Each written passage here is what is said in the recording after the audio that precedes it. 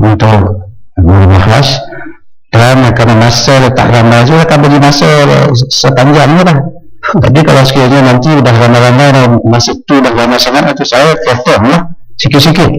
Itu saya menggalakkan bagi amal kemukakan sekarang nak berhujah, silakan sekarang banyak silakan. Terima kasih betul kerana memberi peluang, tapi sebenarnya saya tidak akan mengambil banyak masa sangat. Ini perbahasan saya ini terbagi kepada dua bahagian.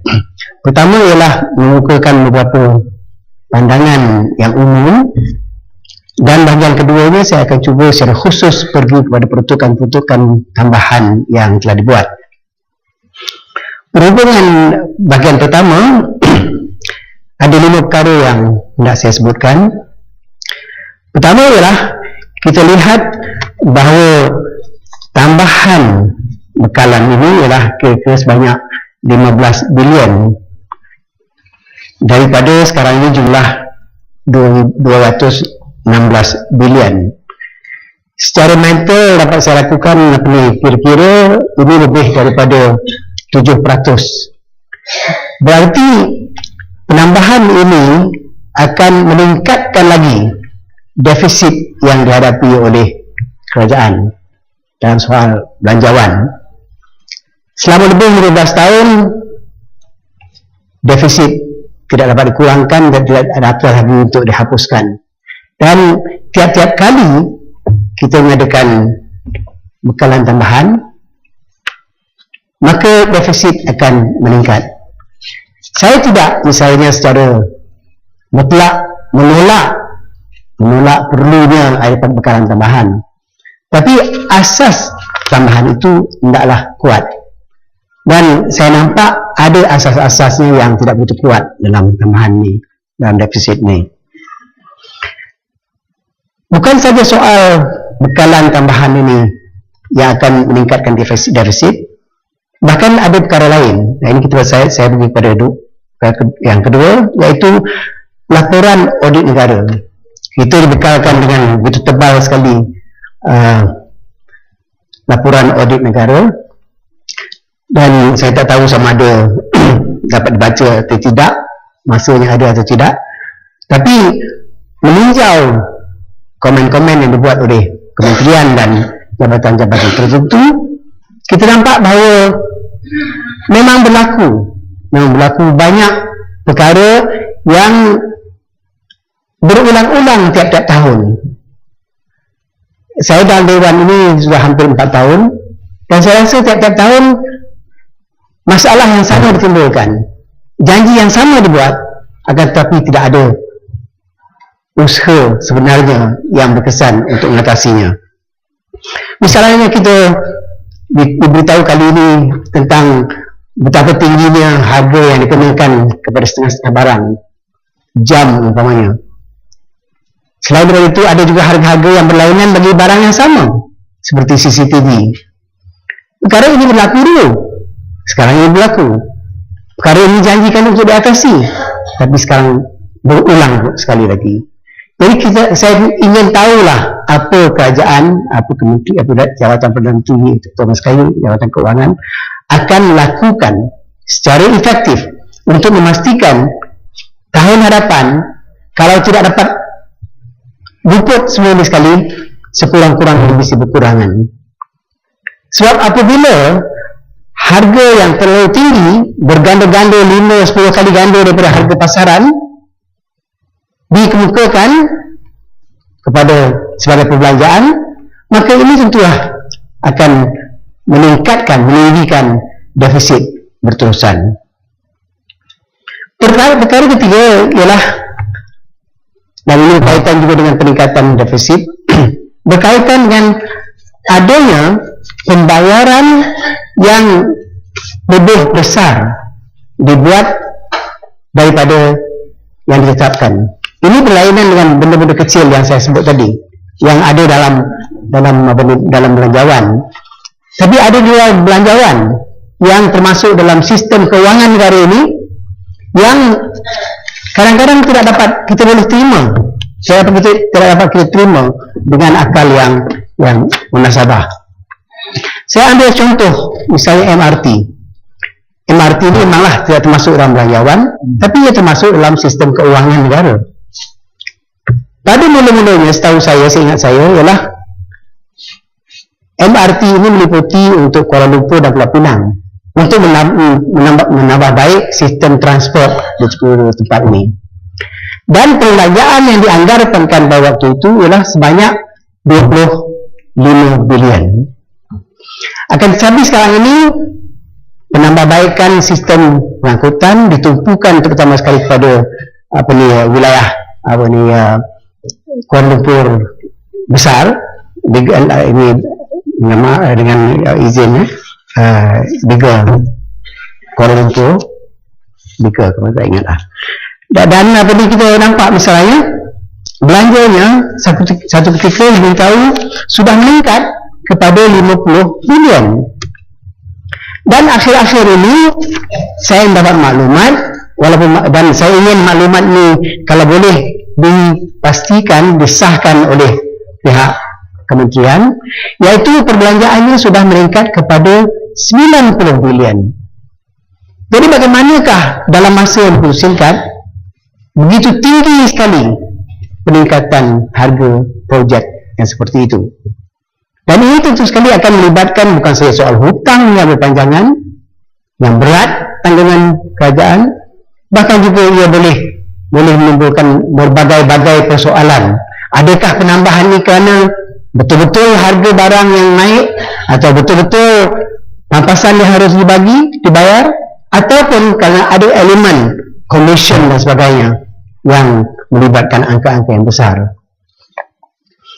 Jadi yang betul, saya rasa perkara seperti ini haruslah kita awasi supaya tidak berlakunya bukan saja soal defisit, tetapi soal pembelanjaan negara yang berhemah. Perkara yang keempat yang saya umumnya nak saya katakan ialah bahawa, dan ini perkara yang sudah sering saya sebutkan, iaitu tentang sifat perbekalan tambahan ini yang menunjukkan seolah-olahnya tidak ada rancangan yang teliti. Maka oleh kerana tak ada rancangan yang teliti bagi perbelanjaan, ditambah besar lagi dengan tambahan. Dan soal tak teliti ini ialah kerana nampaknya tidak ada unjuran yang dilakukan secara saintifik ataupun secara realistik. Kita lihat ini terutama sekali dengan gaji, emolument. Sentiasa tambahan perbelanjaan melibatkan emolument, pension, dan ada kalanya perkara-perkara yang lain. Dan dalam soal ini saya rasa sekiranya sebelum pembentangan belanjawan dianggarkan betul-betul apa yang hendak dibelanjakan dan diketahui betul-betul macam manakah dan apakah peningkatan pendapatan misalnya gaji polis atau askar dan sebagainya, tentulah itu dapat dimasukkan kepada belanjawan yang asal dan kita tidak perlu menambahnya kemudian. Melainkan misalnya perkara-perkara ini tergesa-gesa dilakukan oleh kerana pilihan raya dekat, kita pun nak tambah gaji, maka tak dapat masuk dalam anggaran kita yang pertama, ataupun belanjawan kita yang pertama.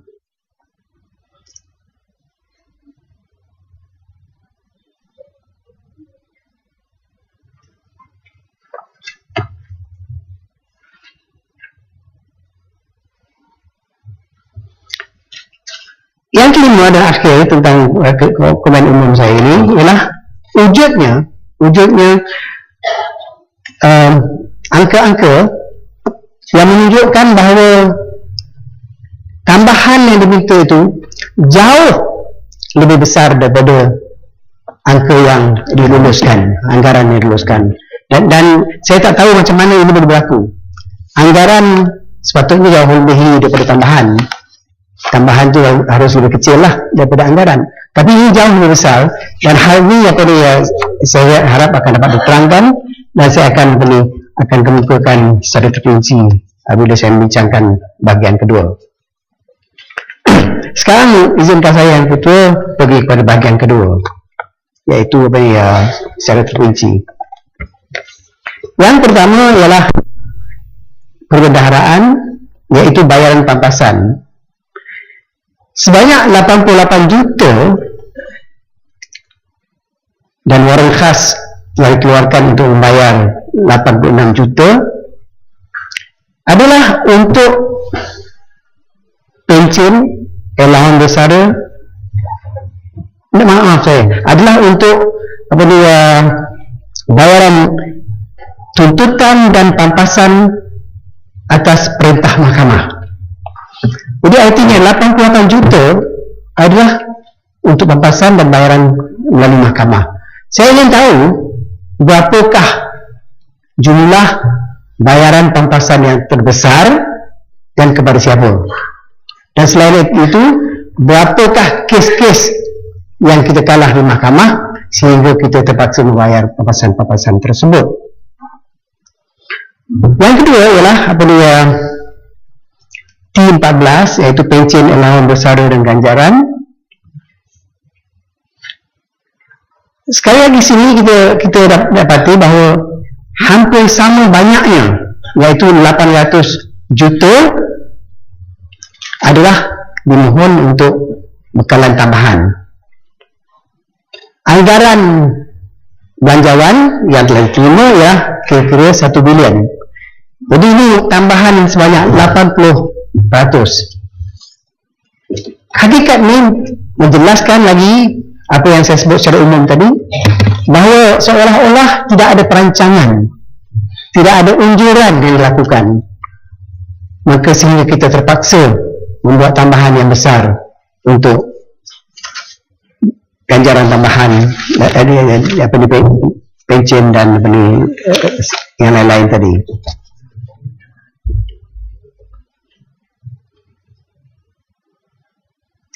Pergi pada maksud B6 dulu. Ini perkara yang telah disebut berbicara awal tadi, iaitu penambahan sebanyak 30 juta kepada Al-Hijrah. Saya tahu bahawa program Al-Hijrah ni banyak juga yang baik kan, dan memberikan manfaat pada umum. Tapi saya juga tahu bahawa Al-Hijrah ini kononnya adalah milik seorang hartawan Melayu, dan seolah-olah diumumkan bahawa beliaulah pemilik terbesar.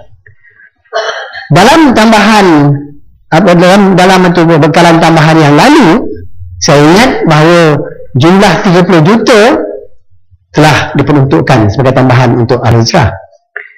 Tahun ini, kali ini 30 juta lagi.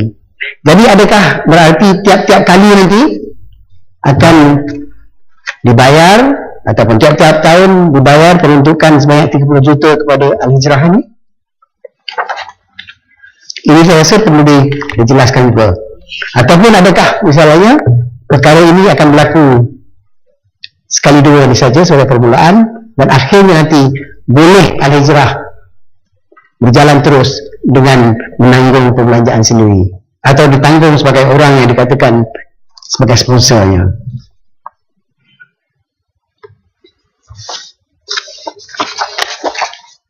Maksud B42, Kementerian Kesihatan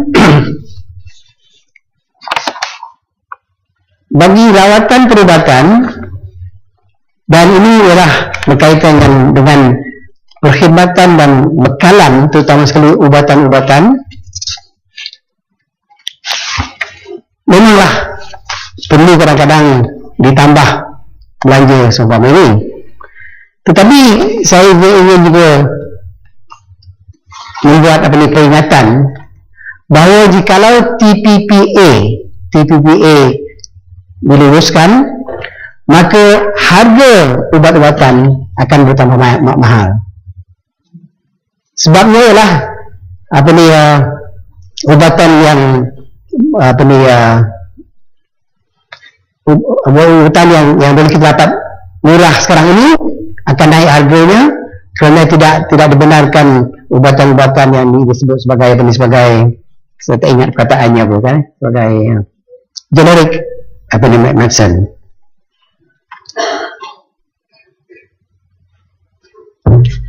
Maksud 60 Kementerian Pertahanan, ini yang saya katakan tadi tentang tambahan, bekalan tambahan yang diminta adalah jauh lebih besar daripada anggaran permulaan, anggaran yang diluluskan. Pertama misalnya pentadbiran dan dasar pertahanan yang diluluskan ialah sebanyak 5 juta dan 3 juta.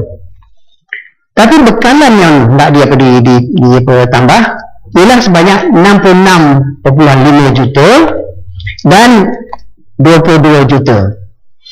Iaitu naik lebih kira-kira 12 kali yang satu dan kira-kira 7 kali yang satu. Mengapakah berlaku perkara ini? Anggaran yang diluluskan rendah sekali dan perbelanjaan yang mahal sekali, tinggi sekali. Ini termasuklah penyelenggaraan dan kelengkapan pertahanan ruang udara, iaitu daripada 14 juta tambahan diminta 40 juta dan kita nampak ini adalah sangat besar. Bagaimanakah seolah-olah kelihatan tidak ada perancangan hal ini? Bagaimanakah, kenapa sebabkah seolah-olah tidak ada unjuran yang tepat dilakukan untuk membolehkan bekalan tambahan tidak berlaku sedemikian rupa?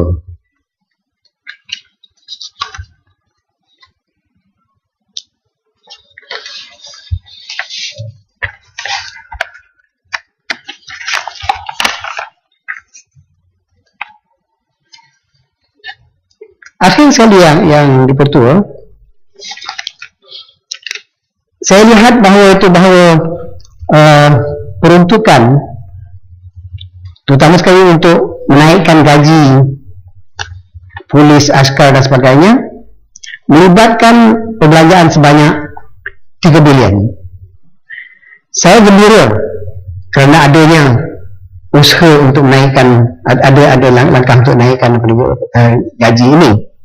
Sebenarnya saya lebih mengharapkan bukan saja naik gaji ataupun pension mereka, bahkan akan diberikan kemudahan-kemudahan perumahan, perubatan dan kalau boleh persekolahan juga, terutama sekali bagi anak-anak pegawai polis dan askar, sebagaimana yang dikatakan tadi telah memberikan khidmat yang cemerlang kepada negara. Jadi yang diperlukan setakat itulah saya pada 2 bahagian yang saya nak jelaskan secara umum dan secara khusus. Terima kasih. Terima kasih, Muhammad. Sekarang saya persilakan